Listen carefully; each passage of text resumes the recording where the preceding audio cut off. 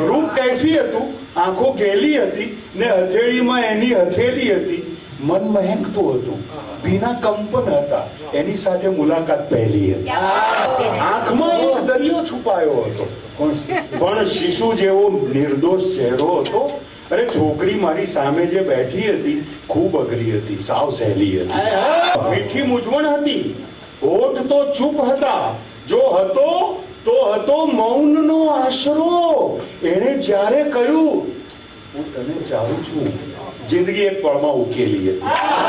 જોત જોતામાં એ તો રિસાઈ ગઈ, દૂર જઈ ના શકી તોય મારાથી એ ફેરવી તો લીધું મોઢું છણકો કરી, પીઠથી પીઠ તો પણ અટેલી હતી.